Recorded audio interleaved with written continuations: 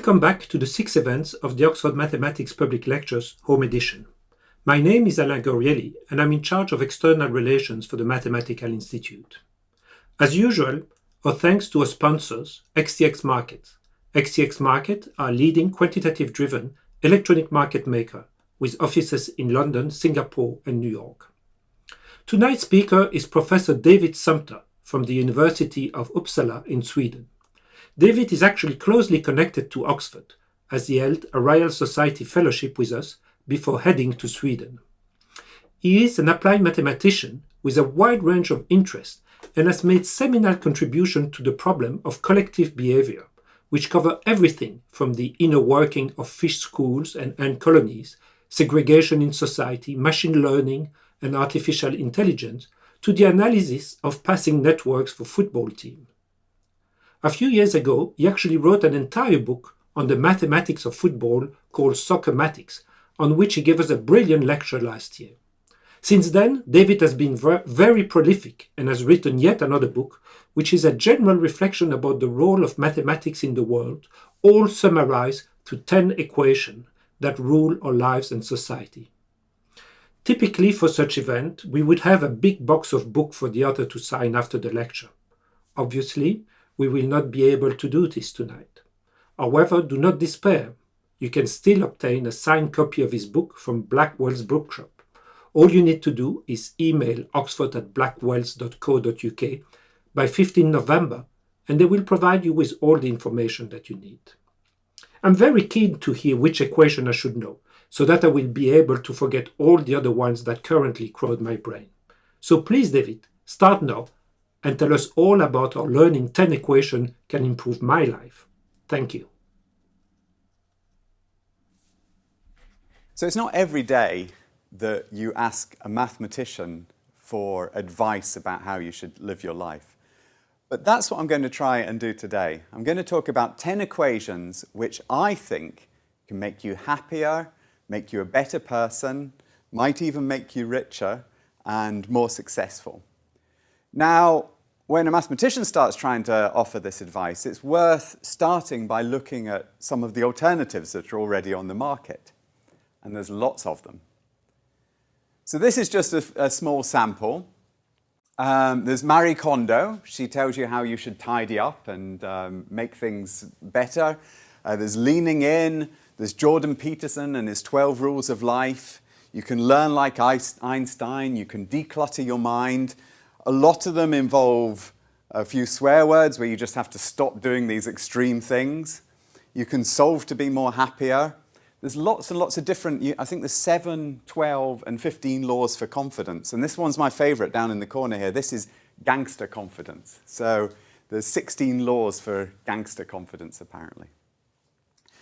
So what can a mathematician add to this? Well, one kind of clue, and maths is really an abstract world, but one kind of clue can be found in the book The Da Vinci Code by Dan Brown. The Da Vinci Code is a very different type of book than these self-help books. And it's a work of fiction, of course. But in the first 60 to 100 pages of this, it brings out a lovely idea that mathematics can underlie everything. And it describes this using the number phi, the golden ratio, 1.618. And the idea of phi comes up a lot in mathematics. It comes up in the golden rectangle. It comes up in the Fibonacci sequence and in sunflowers.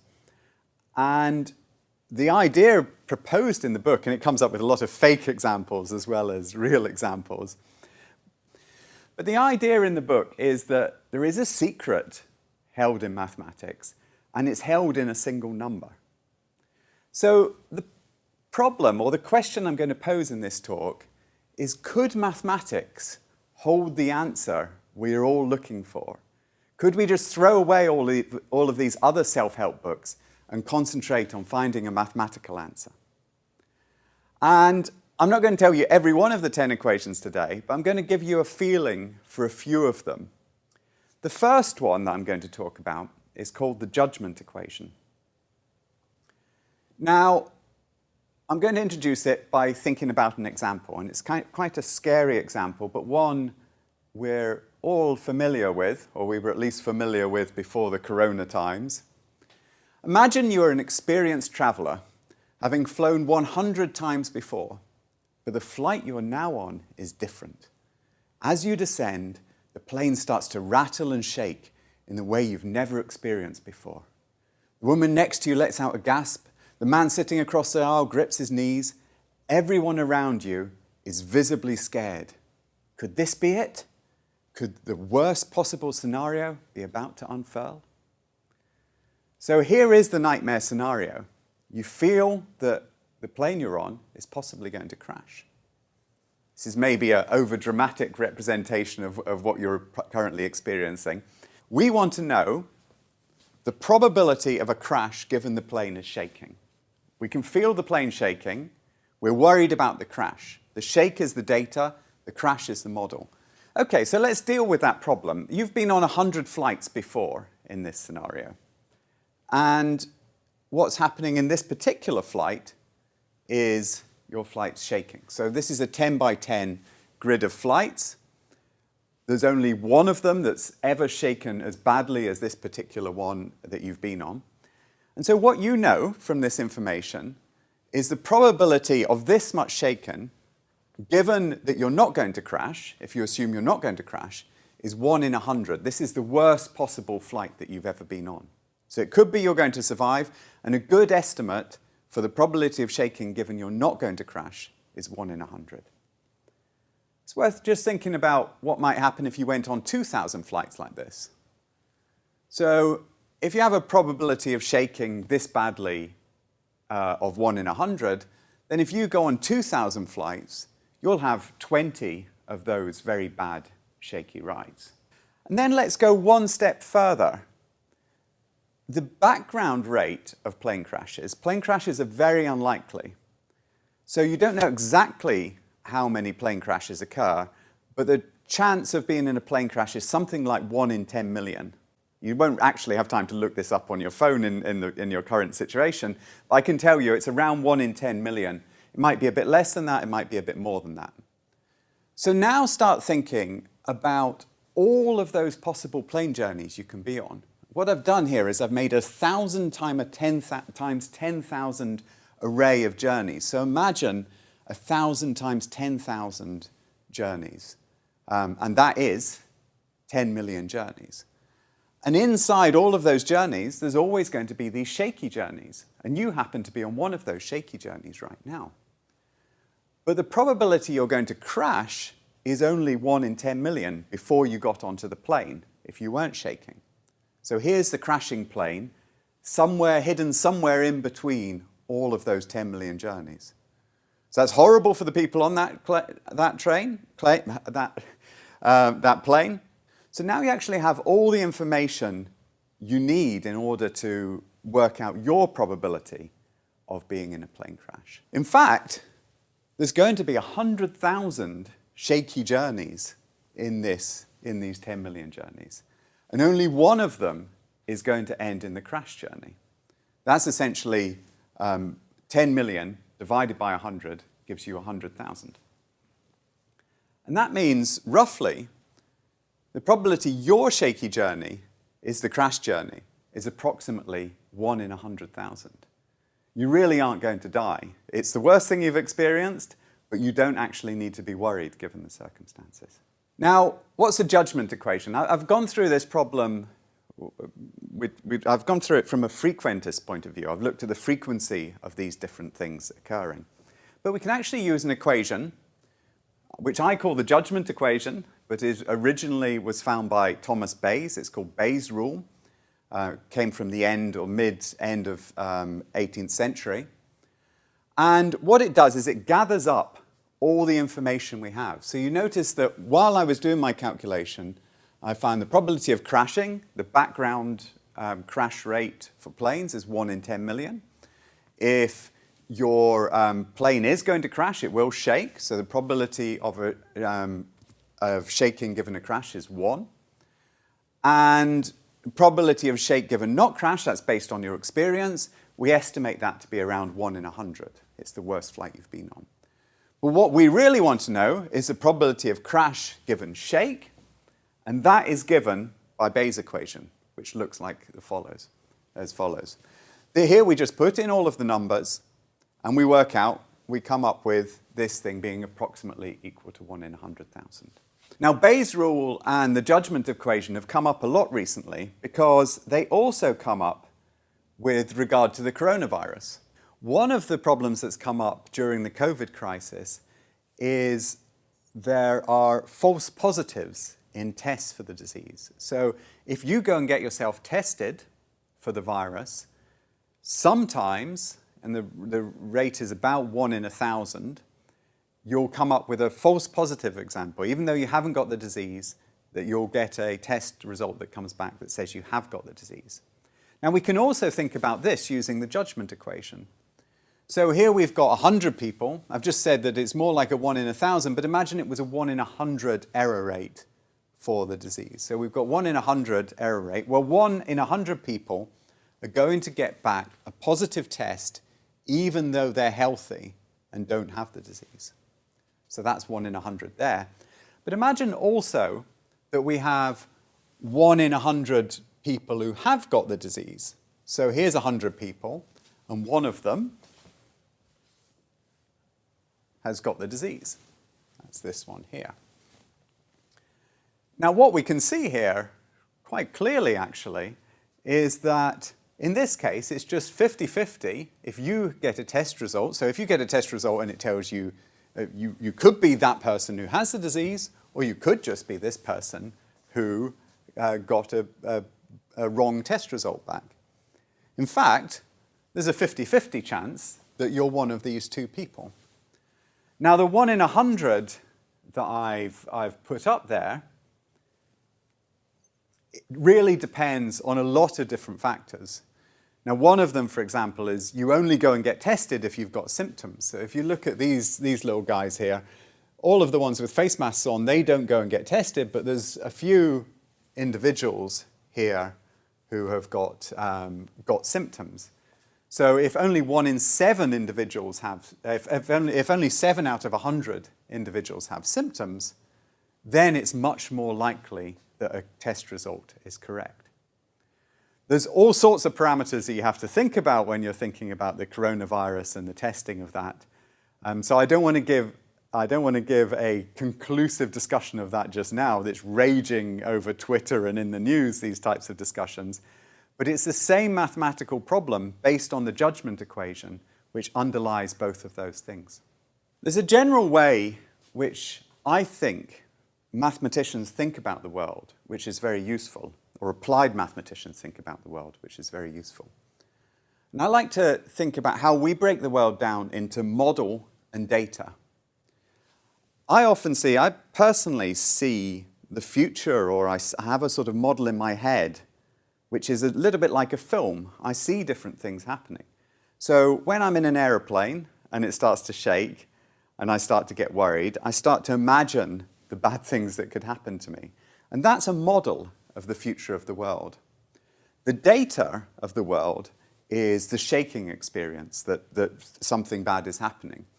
And all of the time, how we should be thinking is updating our model on the basis of the data we get in. And that applies to everything. You can think about if you're swimming in the sea where you know there might be a shark attack and you see something moving, you need to, your model is the shark attack, your data is the movement in the water. It's the same when you get an interview for a new job. Your model is that you'll be successful and you'll get the new job. The data is the outcome of the interview and how the interview went. And the same when you get a medical test. You've got a model that you'll be infected with a disease, and you get the test, and that improves your understanding of if you will actually have the disease or not.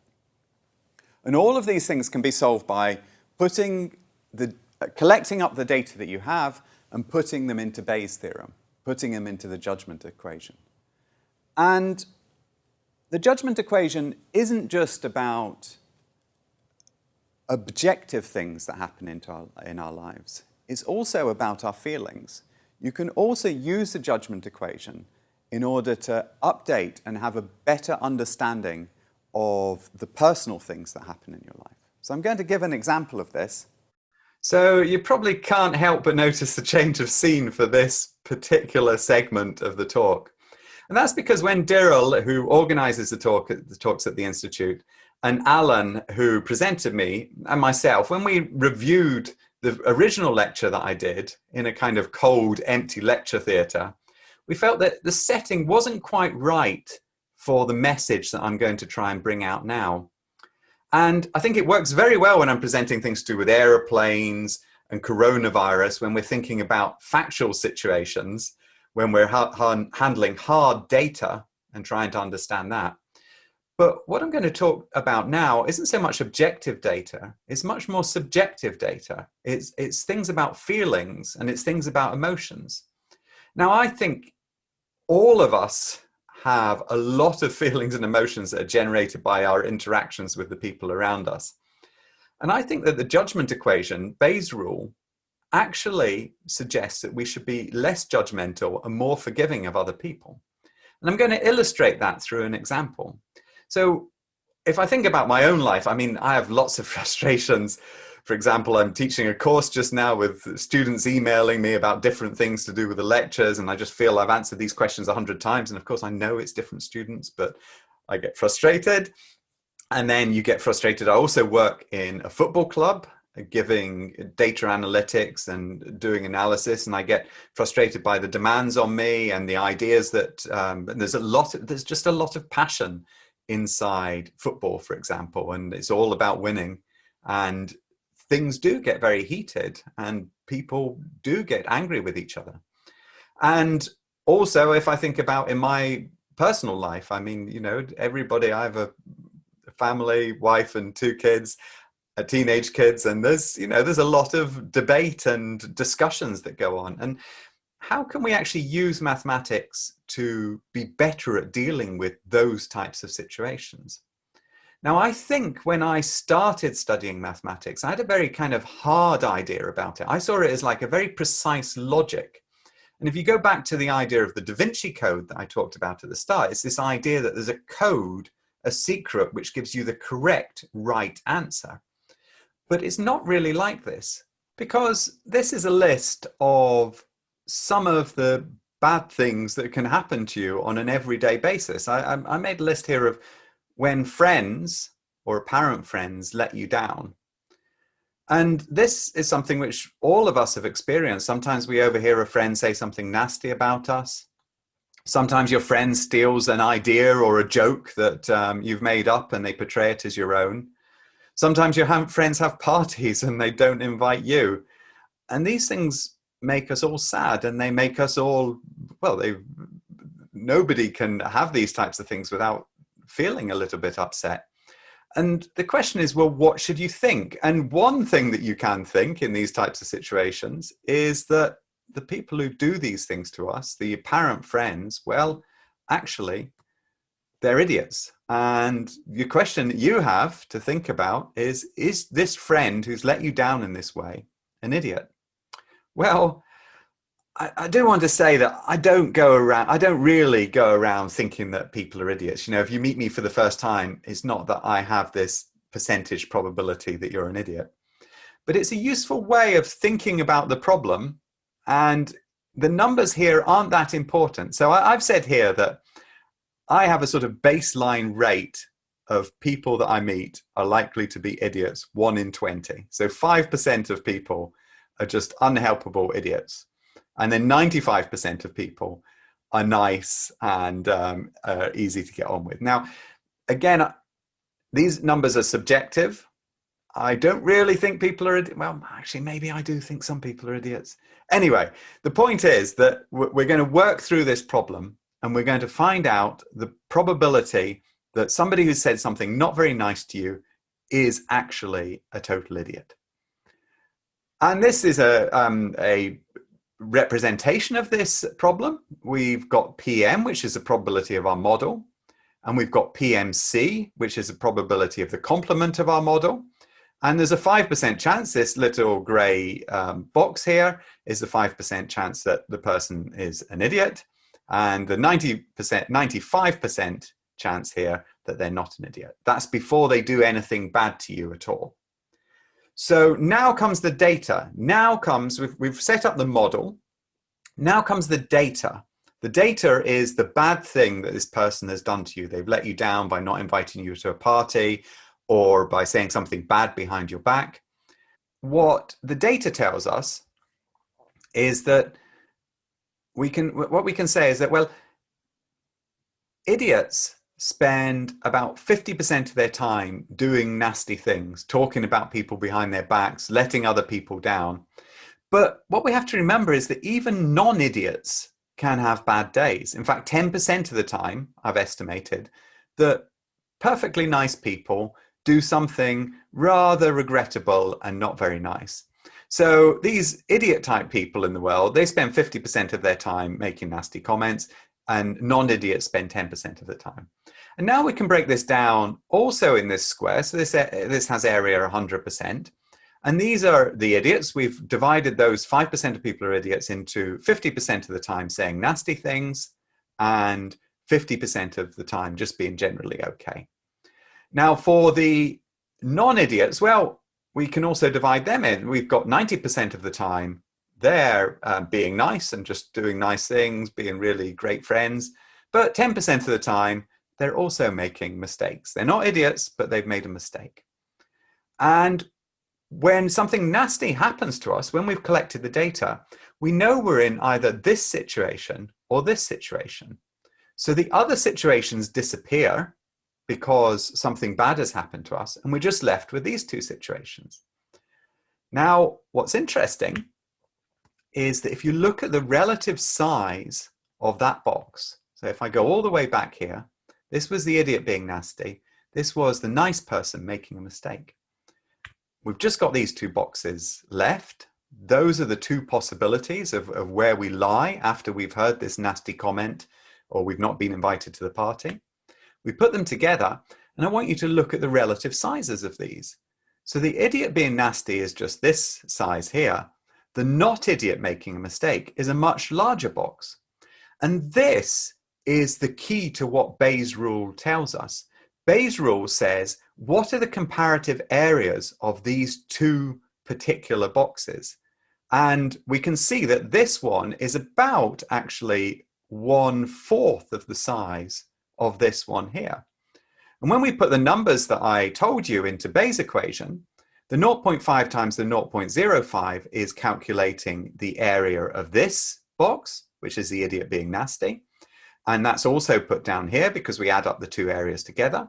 And the 0.1 times 0.95 is adding up the area of this box. And to find out the probability that your friend is an idiot, we need to find out the area of this divided by the area of this plus the area of this. That's what Bayes' rule tells us. That's what the judgment equation tells us. And the conclusion is that whatever this person did to you, the probability that they are an idiot and you should stop talking to them immediately is only 20%. And this tells you that you should be a much more forgiving person. Most of the bad things that happen to you are just because nice people are making mistakes. Now, the numbers I've given in this example are not really the important thing. The important thing is thinking about the alternative hypotheses in all of these different situations. And I think we have a tendency not to do that immediately. We think we take problems personally. We immediately start to get this idea that people are idiots. But when we just calm down for a minute, we think through the alternative that actually even nice people make mistakes now and again, we come to a very, very different conclusion. A key in this example is that it started with me allowing myself to have a wrong model of the world. I allowed myself to have the emotional reaction where when my friend let me down, I concluded that he was an idiot. But then, after that initial response, this initial model that I'd created, I worked through the judgment equation and was able to see that there was another explanation behind all of this. So what's important to emphasize is this imagining wrong models or feeling frustrations and being disappointed with other people is actually a key part of making a good judgment. Okay, I think I've got the point of that one across now. I think we'll go back to the lecture theatre and listen to what more I've got to say. In this case, one thing I worry about personally is screen time with my kids. My kids use their mobile phone, they're teenagers, 15, 17. They use their mobile phones a lot. And to be honest, their parents also use their mobile phones and their screens a lot. But what we are interested in knowing is what's the effect of that? Is there a big negative effect of that? And this article I came across, which was from Berkeley, it's published in a Berkeley website, outlined, and it gave this graph about how mental well-being of teenagers decreases with the amount of time they spend looking at their screens. Now this looks quite worrying because you've got a negative trend here. But what I think you need to remember is, well, what's the effect size? So what's quite unclear when you first look at the picture is that this is a scale 0 to 100. They've asked people 0 to 100, how do you feel? And the scale is only 40 to 50 here. In fact, from the average answer to the most extreme answer, there's just a 1% effect size. So you become 1% less happy because you're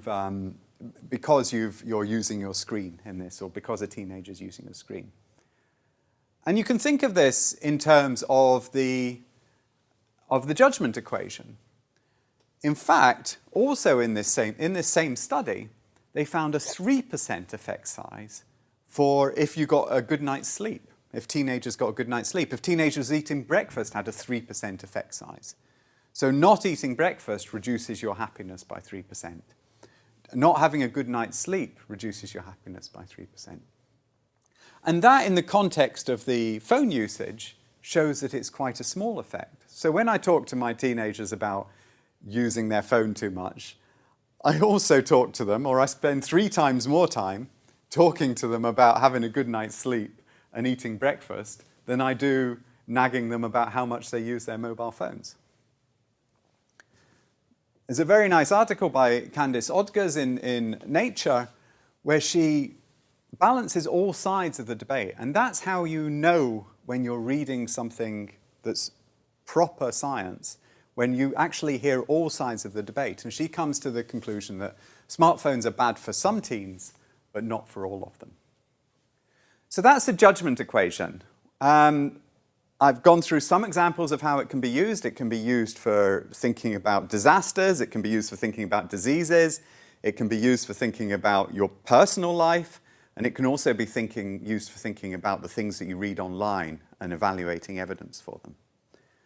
One of the 9 equations. Now, what are the other 9? Well, these are the names of them. I've got the betting equation, the advertising equation, the confidence equation, learning equation, influencer equation, skill equation, market equation, and the reward equation. Since we're at the mathematics lecture, I'll tell you the actual equations themselves. These are what they look like. And my argument is that if you have these equations in your life, you will both be able to understand the situations around you better on a more personal, on an everyday level. And also, if you learn the mathematics behind these equations, they lie behind a lot of the financial industry, the social media industry, the betting industry, and lots of other work inside public service as well. So I'm going to give one more example. I'm going to give one more example of this. I'm going to take out the reward equation and tell you a little bit about that. The reward equation is widely used by social media companies, and it's used to decide what types of rewards and information it should give us. If it finds that we like something a lot, it gives us more of that stuff so that we keep clicking on it. My idea is actually you can reverse engineer the reward equation both to monitor what's going on in your life and also to decide what you should do and what you shouldn't do. So here's my scenario. Imagine you're lying on the couch, rewarding yourself by binging on TV, and you start watching a Netflix series. The first episode is brilliant, as they always are. The second is okay, and the third is slightly better again. The question is, how long should you keep watching before you give up? I think this is a problem that's familiar to all of us. There's so many TV series out there, it always feels you could be watching something else that might be better. But how long should you keep watching the series before you decide, no, I'm just going to give up? So here's how it works. First, you should rank the first episode you watch out of 10. So yeah, give it a score, 0 to 10. This is your tracking variable, QT. Keep this in your head. And what I'm going to propose is for all the activities you do, maybe it's going to the gym, meeting friends, everything you think of doing, you can have this tracking variable, one number which describes how much you enjoy this activity. But just now we're watching Netflix. And the rule is following. If your tracking variable is 7 or below, then stop watching. So this is Netflix. There's lots of series available. I'm going to be quite strict here. If it's below a 7, then stop. If the first episode is below a 7, then you stop. Then watch the next episode, and you give it a score out of 10.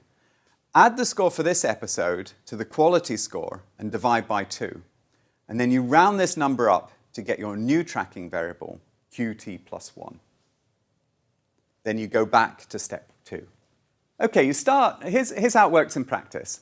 And you start with the first episode, you watch it, you give it 9 out of 10. QT is equal to 9. This is one of my favorite series, Big Little Lies. And enjoy the first episode, 9 out of 10. But the second episode isn't quite as good, so I give it a 6 out of 10. Now what I do to update my tracking variable is I take the original 9, I add the 6 to it, so I've got 15, and I divide by 2, and I get 7.5. And remember I said I round up, so I round up to 8. I think it's good to round up because then you just need to keep one whole number in your head. So it's still an 8, so even if it got a 6, it survives that 6 and goes on to the next round. You're going to watch the next one. And that's lucky because the next one you watch is a 9 out of 10. So your tracking variable is updated. You had 8 from your previous time, plus 9 divided by 2 is an 8.5. And now round it up to 9. So the main advantage of this method is a good show will survive a 6. Whenever you have a 6 out of 10, it pops back up to the 8, and you keep watching the show. Of course, you can change the parameters in this model. You can make things decay more slowly. You can change this divided by 2. Or you can change your threshold. But it's a good model for keeping track of things. But it won't survive a 5. If you have a 9, then you have 9 plus 6 divided by 2 is 7.5. But if you have an 8 series plus a 5, you're just not going to survive it. This was another series which I watched which wasn't quite so good. Very quickly, even though it started very well, I stopped watching it quite quickly. Now the general form of the reward equation is as follows. You have QT plus 1. This is your tracking variable on the next time step is equal to 1 minus alpha. We set alpha equal to 2 in the original, we set alpha equal to half in the original I set up, plus a half times the reward that we got. The reward is the score we have for the show. The QT is our tracking variable. And what's very nice in this general form of the reward equation, which has been around since the 1950s, we know that the tracking variable is going to converge to the average reward. So this is over a lot of series watching. We can actually see that whatever we start off with our tracking variable at, it will eventually converge to the reward that we have. And this is something that we can use to monitor all parts of our life online. We can give each thing that we use on social media, not just Netflix series, a score, and we can keep track of those scores in order to see, is this something that I want to continue doing, or is this something that I should get rid of and get out of my life? But there is a problem here, and it's that these scores actually keep changing over time. How do we keep track of the changes in these scores when we don't know the underlying value of something? And here actually there's an answer. We can look to the ants. So ants use pheromone trail. And what the pheromone trail does is whenever the ants find something good, they find some food, they leave pheromone trail going to that food, and it recruits other ants to that food. So the ant's pheromone trail is like a tracking variable which follows after where the food is. And you can do experiments with ants where you can offer them two alternatives. This is where they've been offered some red food and some blue food, and there's a Y-shaped junction here. This is a close-up of the junction, where the ants have to choose if they will go to the red food or to the blue food. Now, how do the ants manage to get the balance right? Because they're trying to work in this dynamic environment where things are changing all of the time.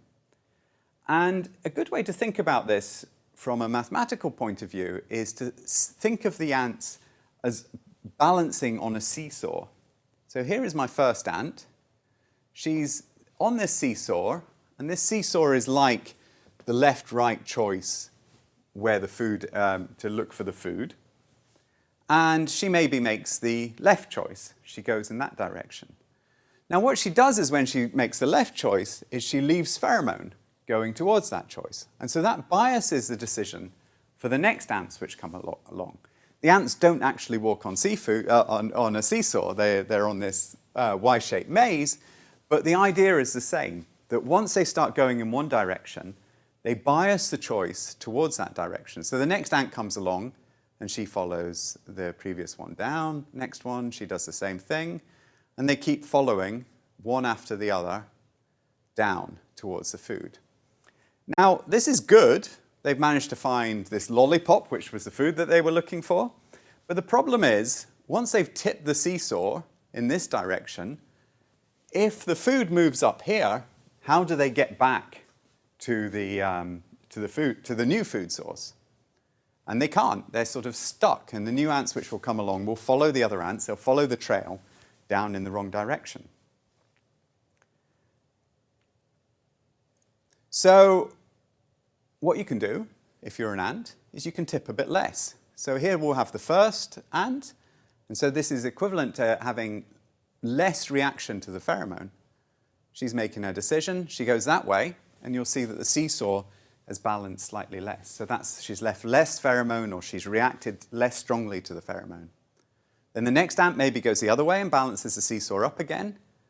And then you start to get off in that direction. But when it starts to get, it never really gets too unbalanced because they're making decisions to go left or right basically in a random way.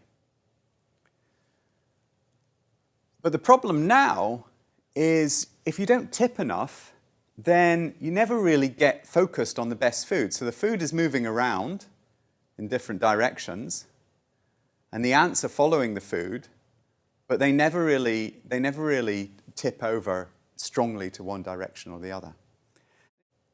And it turns out the answer for the ants is to kind of get their seesaw on a balance like this. So by getting their seesaw at a sort of tipping point, they tip just enough, but not too much. What they can do is that they can track where the lollipop or the food is moving to.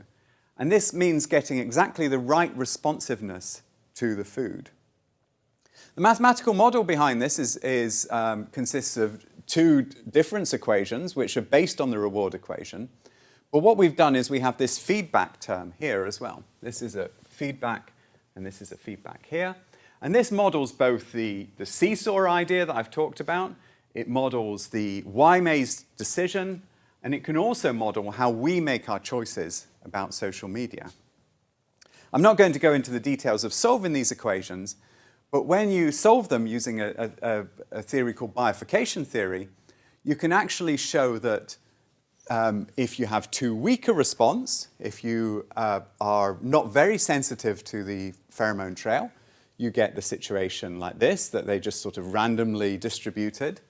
If you get too strong a response, they can tip and go in the wrong direction. But if you get this just right response, then the ants can be very flexible when the food sources change position. And this is something you find in all animals, including ourselves. So this is something you find in all animals, including ourselves. This is just a few examples here. This is humans applauding after a talk. This is fish escaping when we frighten them. And over here we've got bird flocks flying around. And what animals have is a collective FOMO, a collective fear of missing out. They're always balanced at this point where they can switch direction to move towards food, to move towards shelter, to move towards a mate. And that's kind of what we are on the internet as well. If you want to collect all the rewards that are available to you, then you have to be there all of the time, clicking and searching and trying to find out what's going on. And that's just incredibly stressful. It kind of lies in our collective nature to do this, but it's a very stressful thing to be doing on a daily basis. So I have a recommendation that I've also learned from the ants. Another thing the ants are very good at is just taking it easy. The ants do this running around like crazy. They put themselves at tipping point when they're working, but ants also like to rest. They like to sleep. And so I have this picture of, my wife plays a lot of Pokemon Go, and I have this picture of Snorlax resting, because as well as you can at times go crazy and try and follow all the information, but at other times you want to take it easy and have a sleep like Snorlax does. Okay, I've told you about two of the equations today. I've told you about the judgment equation and the reward equation. There are, if there's 10 equations, of course there's 8 other equations in the book. If you've been looking carefully, you'll see that I've listed 7 of them here. These equations are used throughout our lives. The learning equation was used by YouTube when they wanted to learn about what videos we liked. It increased massively our use of YouTube by finding out what we liked and showing us more of it. The advertising equation is used by Facebook to find out what we're interested in and target adverts at us. It's the correlation equation as well. The learning equation is a derivative of maximization. The advertising equation is the correlation equation. The confidence equation is based on the confidence interval. It's used both in gambling to find out if you really have got a winning strategy, and it's also used widely in research in order to find out if our results are really true. The influencer equation, this was first invented by Google, or used by Google. It's actually based on mathematics, which is 100 years old, and it's used to measure who are the most important people in a social network or on the internet. The market equation is used in finance. It's a diffusion equation which describes, I break it down into signal, noise, and feedback. They're the ways the market work and how you can use that to make a lot of money. The skill equation is used in sports to evaluate the quality of different football players, for example. And the betting equation is, well, it's used in betting, but also about how we can use probability in our own lives. So there's all these equations, or there's these equations which allow you to get a better understanding of the world. And they all combine models, where you describe things as a mathematical equation, and data that you take in. The data can be things from social media, from finance, from bets, and so on. Combining models and data is the secret to successfully using these equations. But there's a 10th equation as well. And so what's that? Well, all of these equations, they involve combining different types of models with data.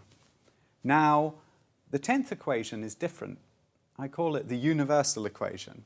And I like to say it as if-then, because eventually this is going to end up as a logical statement. But it goes back all the way to what I mentioned at the start of the talk, the Da Vinci Code. Now, the Da Vinci Code is a fascinating idea that there could be a single equation that unifies everything and brings the world together, this single theory of everything, which all revolves around, in this case, phi, a single number. But I believe that this can't be the case.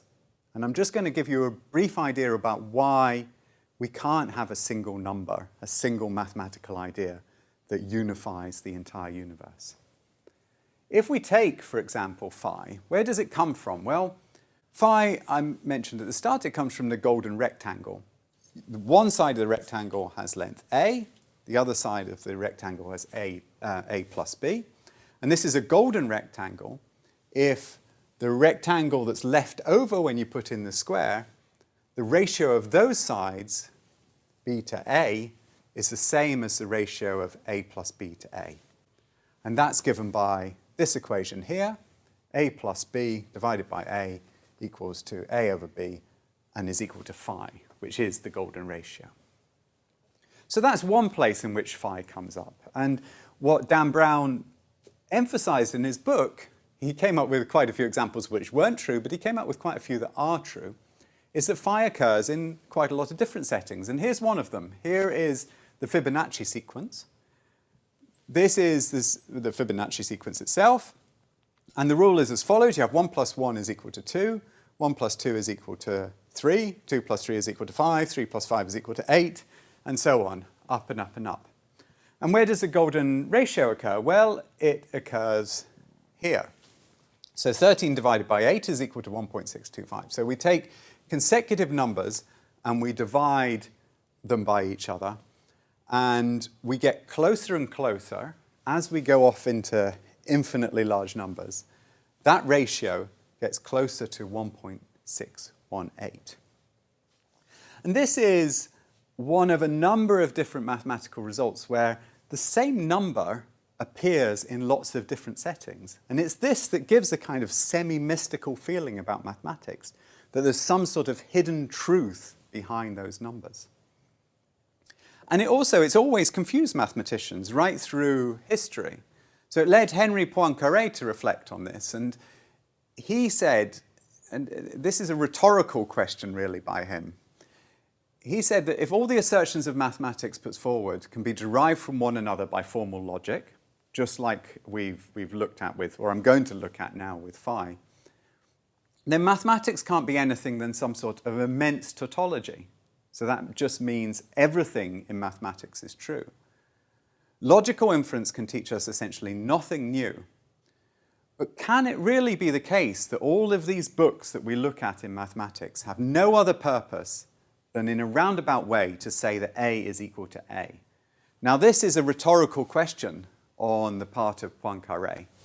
This is, he can't really believe, I think, when he states this, that all of mathematics just says that A is equal to A. So if we take the golden rectangle here and the equality we've set up for the different sides of it, what we can do is we can rewrite this by, we have A divided by A plus B divided by A is equal to A over B. That's fine. But we've also said that A over B, well, that's equal to the golden ratio, phi. So let's just put phi in here. And B over A is 1 over A over B. So we have 1 over phi there. And we have 1 here. And then if we multiply through by phi, we have phi here plus 1 is equal to phi squared. And we always like to have everything over on one side, so we have a nice quadratic equation. And the quadratic equation for this, if we I'll put 0 on this side, and we've got phi squared minus phi minus 1. And if you remember the roots of the quadratic equation, you'll use the quadratic formula, and that will be, if we've got it right here, because we have it here, but it's 1 plus the square root of 1 plus 4 divided by 2, which is 1 plus, plus or minus the square root of 5 divided by 2. So that's how we come up with the value of phi. Now, that's the problem from the point of view of the golden rectangle. If we look at the other problem, so then if we look at the Fibonacci sequence, what we know about the Fibonacci sequence is we have xt plus 1 is equal to xt plus xt minus 1. So what do I mean by that? Well, if you remember the sequence, 1 plus 1 was equal to 2, 1 plus 2 is equal to 3, and I'm just writing that same thing out in an algebraic form. Now, what we can do is we can say, well, what happens when t gets very large? And first of all, if I just write out xt plus 1 divided by xt, then that is equal to xt plus xt minus 1 divided by xt. And this is also equal to 1 plus xt minus 1 divided by xt. Now, if I take the limit of t goes to infinity in this, and that means I just keep going in lots and lots of steps, exactly as I've done here. I keep going forward and forward in time. So if I want to know what this limit is, I can replace it with phi, and that's going to be equal to 1 plus, and here, because I'm going off to the limit of time equals infinity, this is just 1 over phi once we come up in further and further in enough time steps. And that equation you should recognize from there, because it's the same equation again.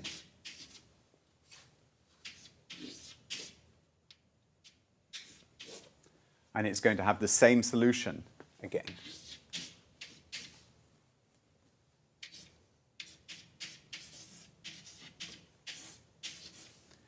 And so the occurrence of these types of relationships isn't so much, it isn't so much a deep secret.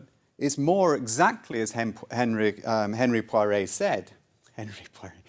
It isn't so much a deep secret, but it's more exactly as Poincaré originally proposed. What I've really shown here is that A equals A. We get the same solution for these two different mathematical problems. Ultimately, for problems like this, for pure mathematics problems which aren't coupled to data, then they do ultimately just prove that A equals A. And rhetorically, it was a rhetorical question that Poincaré posed. But the answer is yes. And when you look at philosophy of mathematics, they come to this same answer. That what you're doing when you decouple a problem from reality is you're just proving that A equals A.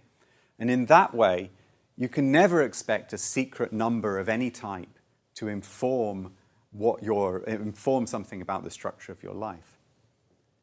But then the question, could mathematics hold the answers we are all looking for? I believe it can, but only when we let data into our lives as well. Is when we combine data in the form of all the things that happen to us with a model, a mathematical description of the world, that we can actually start to understand what's happening and better control our lives and maybe become more successful and happier people.